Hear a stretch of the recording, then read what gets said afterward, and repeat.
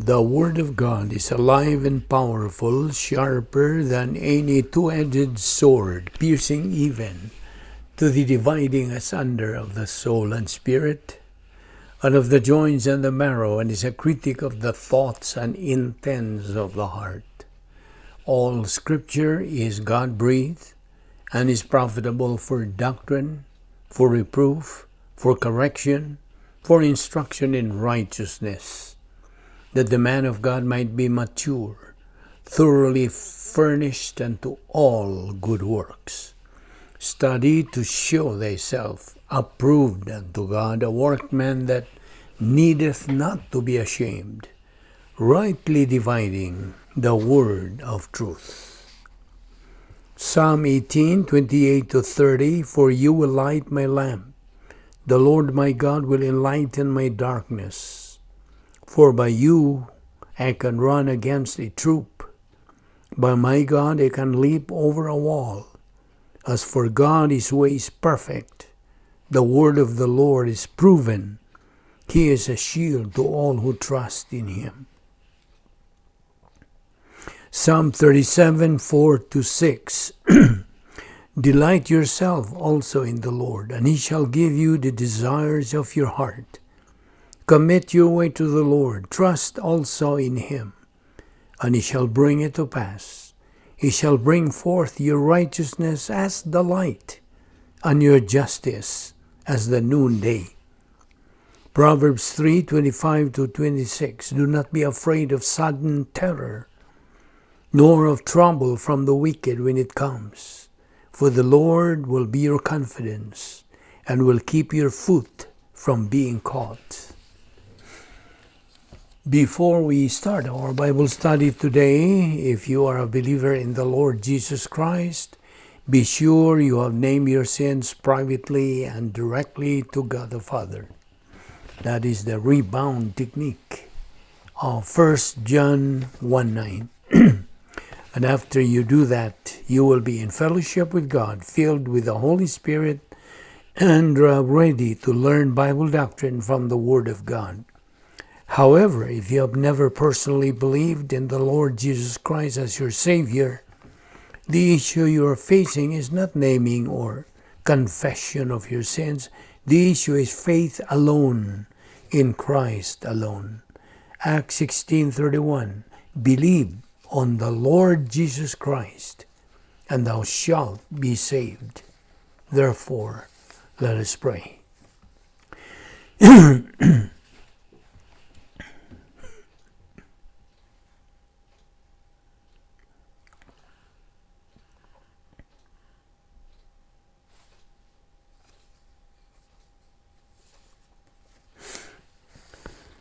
Father, we are grateful to you for the privilege of assembly worship, and hence having the privilege of having fellowship with you and your word, which lives and remains forever. We thank you that your word is forever a lamp unto our feet and a light unto our path, because the entrance of your word giveth life. It giveth understanding to the simple. And therefore, as we approach thee in the study of your word today, we ask that you will open our hearts to the truth, that we may fulfill the objective of growing in grace and in the knowledge of our Lord and Savior Jesus Christ. For we ask it in Christ's name. Amen. Welcome everyone to our Bible study. Today, we will continue our study on the doctrine of hope. Okay, we defined what hope is, and we said that it is a desire combined with expectation, which gives grounds for hoping, or thing desired, or to desire with belief in possibility of obtaining. So we took up the three kinds of hope. The real hope, elpis in the Greek word. Hope number one is salvation. Hope number two is blessings in time.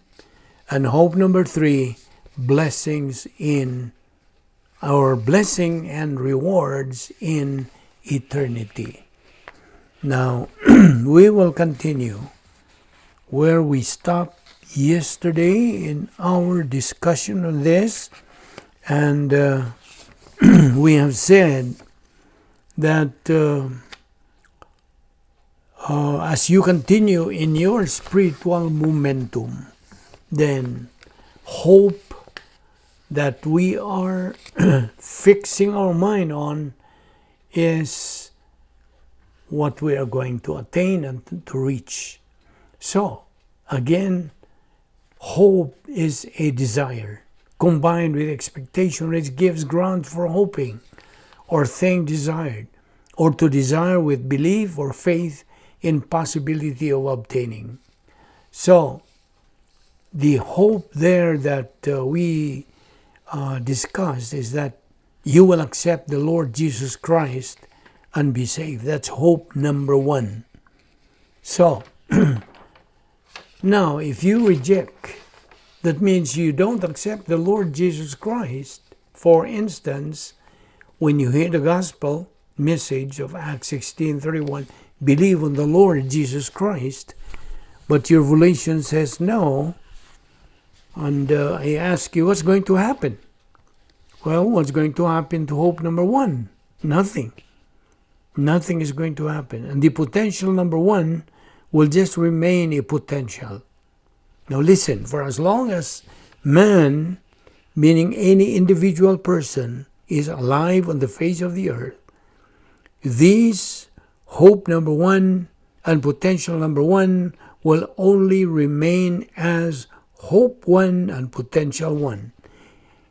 It will remain as they are. Do you understand that? Now, why is it like that? Well, why do hope number one and potential number one remain as they are when a person rejects the Lord Jesus Christ? Why? Because God, who is the God of hope, is a God of second chance. He's just tapping his foot, waiting for any person to appropriate to his gift of salvation through faith alone in Christ alone. That's the reason why. Remember 2 Peter 3:9, God is not willing that any should perish, but that all should come to what? Repentance. Metanoia, change of attitude. What about 1 Timothy 2:4? Who will have all men to be saved and to come unto the knowledge of the truth. But, what's out now? When there is but, of course it is true, hope one and potential one always remain as they are, for as long as man, any individual unbeliever, is still alive on the face of this earth. But listen, when that unbeliever dies in rejection of the Lord Jesus Christ, despite all the chances given by God for him to hopefully change his attitude from rejection to believing in Christ, at that instant of time when he dies in rejection of Christ, hope number one and potential number one will be gone, will be extinguished, will vanish forever. Vanish forever and ever and ever. That's why that unbeliever who was a jerk and a stupid person now has reached his PNR, point of no return. So, as a friend of mine said, hasta la vista baby, sayonara, forever, goodbye. Now, what do you call a person who has been clearly explained, can understand what has been explained, but refuses to understand? He's a jerk, a stupid person, right? Now, you might say, I can pray the novena to the saints, put and offer candles in church, attend masses, and, I usually do this as my practice. So again, you might say that you will offer a holy mass, okay? Offer candles, so he can get to heaven. Now question, can that unbeliever still be rescued from his present state? He is there in torments. Can he still be rescued or delivered from there? Now read Hebrews 9:27. It is very clear. It is appointed unto man once to die, and after this, the what? The judgment. This is very clear to you. Of course, we don't have to mention about the rapture of the church for the unbeliever. Because why? Because the unbeliever has nothing to do with the rapture. He is and suddenly out of the picture when it comes to the rapture of the church. The rapture is only for whom? Only for you, believer in Christ. Okay, let us open our Bibles now to Hebrews chapter 11, verse 1. Hebrews chapter 11, 1. It says there, now faith is being sure of what we hope for and certain of what we do not see. Now, this verse is talking about what? It's about faith. Now, the word used in the original Greek language is pistis, P-I-S-T-I-S. And this word is translated correctly as faith. Now, the kind of faith used here is that faith used in the objective sense. And do you know what I'm saying? In the Greek language, you see, when they talk about objective, being objective, it means the target of the action. Now, what part of speech is faith? Is this a noun, a verb, or adjective? Well, in English grammar, faith is a noun, correct? No, you who are grammarians, wake up. But what is the verb of faith? The answer, to believe, correct? That is still in English grammar, okay? Now, in English grammar, according to Webster's New Dictionary and Thesaurus, what again does Thesaurus, by the way, what does it mean? Thesaurus, it means a treasury of knowledge, etc., like lexicon, encyclopedia.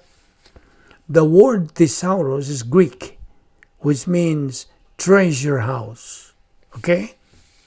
Now, in the English grammar, and according to Webster's New Dictionary and Thesaurus, faith is a noun, which means belief, especially in a revealed religion, trust or reliance, a system of religious doctrines believed in, loyalty or pledged word.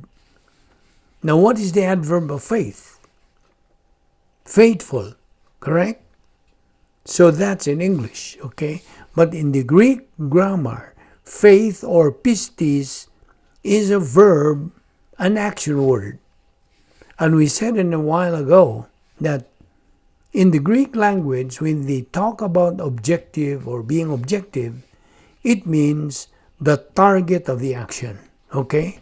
Now, what is the target of the action then? Here. We already said that when we talk about objective, it means the target of the action. Now, what is the target of the action here? What is the target of the action? Answer me. The answer is hope. Okay? It is the hope that is the target of faith here. And talking about hope, who authored, who created hope? The answer, God did. God is the author of hope. All kinds of hope, legitimate hope, comes from God. Okay? Now, follow-up question. How does God reveal this hope? How? And how do you acquire this hope? So, okay. What then is the object of your faith? Okay, let's say The object of your faith is Christ. Okay, follow-up question. In what way is Christ being revealed to us? The answer, according to the Bible, Christ is the living what? The living Word. Now, pistis, faith, in the objective sense, refers to the Word of God or Bible doctrine. That's it. The Word of God or Bible doctrine. And listen, this is the object of your faith. Do you know what I'm saying? So, the corrected translation of this verse reads like this. Open again to Hebrews 11 verse 1. It reads like this. In fact, doctrine is the reality from which we keep receiving the hope, the proof of matters not being seen. In other words, what does the corrected translation mean to say here? Here in this corrected translation, this does not talk about your faith. It is instead talking about doctrine. In other words, it is doctrine that makes reality to all your hopes, correct? So here is your hope. This hope is being developed through studying, learning, metabolizing, and application of doctrine, which results in what? The answer, which results in reality, which started in hope, correct? That is what we call growth. Growth. Now, that is the delta. By delta, I mean this is what moves or causes to alter your hope into reality. Did you understand? Now, delta in chemistry, they call it as catalyst. If you have taken the subject of chemistry 1 or chemistry 2 in college, this is a substance that you put in the chemical which changes or alters that chemical. For example, if you add sodium to chlorine, what is its result? It's going to become what? Sodium chloride, correct? Now, what is sodium chloride? The answer is salt. Now listen, the chloride is called the catalyst because if it's only sodium plus sodium, it will never be changed to salt, right? Now listen, doctrine is the catalyst from hope into what? Into reality. What then is our hope? The answer? That we achieve spiritual maturity, right? That is now our hope, isn't it? All our hope is that we achieve maturity. And this is where we will start tomorrow. Let us pray. We thank you, Heavenly Father, for this opportunity of studying your word today. May this become a blessing to our life as we continue in our spiritual momentum, fixing our mind to our spiritual objective, which is spiritual maturity, the capacity stage. Thank you for this Bible study through the YouTube of the Vic Balbido Evangelistic Ministry. This we ask in Christ's name. Amen.